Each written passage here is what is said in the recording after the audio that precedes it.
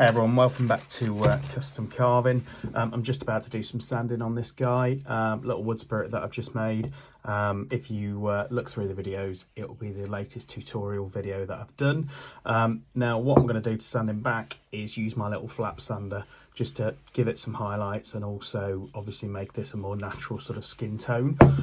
Now the one that I'm using at the minute has pretty much come to the end of its life, so I just thought I'd do a quick video on how I actually do these. So dead straightforward. Most of these sort of mandrels come with most of the Dremel kits anyway. Just going to unscrew it now. Now the most important thing is that you use emery cloth backed sandpaper for these, but you can get a roll of these on eBay or Amazon for about £6-7 quid, and then all you need to do is cut some squares out, put them in the mandrel, and then it should be good to go. So I'm just going to get on with doing that, and I thought I'd show you guys because it's quite a useful trick. It saves hours when it comes to the actual sanding side of things, which obviously for most carvers is the most boring part. So just going to cut some of those out now to show you. So most Dremel accessories kits will come with this form of mandrel, dead straightforward, 2 rubber washers, and then there's a screw in at the top, which is all you need. Unscrew the top bit, try and keep the washers if you can, because it makes it a lot easier to actually hold the sandpaper in. And as I say, it's dead straightforward. Unscrew that, he says, and then literally get your emery backed sandpaper, cut it in squares, try and keep them equal. I tend to use about 5 for each one.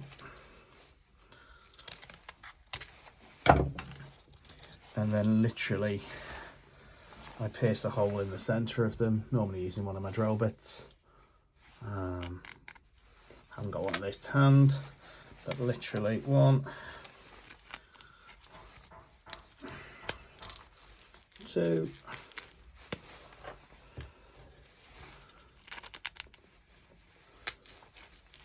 3.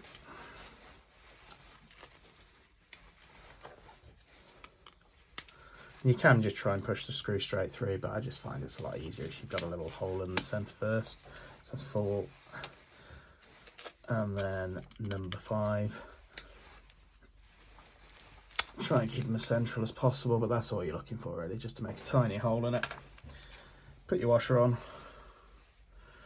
I tend to use 4 in the front and 1 on the back, just tends to last a little bit longer. Literally where you've pierced the hole, put it through the screw with the washer on.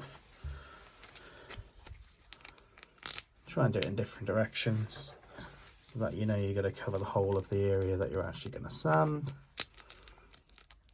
But this will save you so much time when it actually comes to the sanding of a piece, rather than sitting there fiddling around with different bits of paper. So that's 4 that way, and then I'm just going to put 1 on the back, other way around, so then you're completely covered with sandpaper.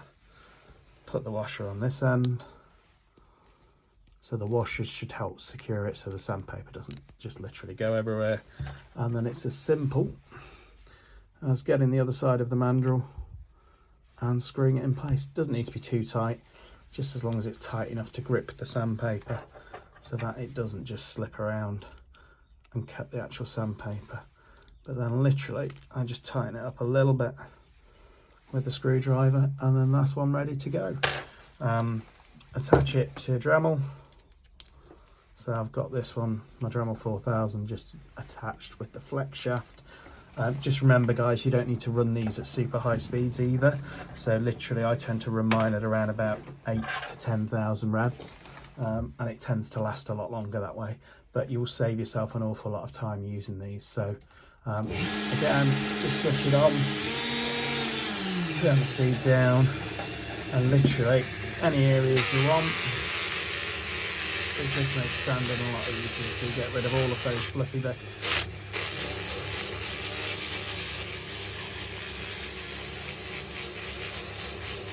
There we go, dead smooth, and that takes a fraction of the time as it takes with normal sandpaper. So thanks for watching, guys. If you like this video, please like and subscribe to the channel. Why not have a look at some of the other videos that I've done.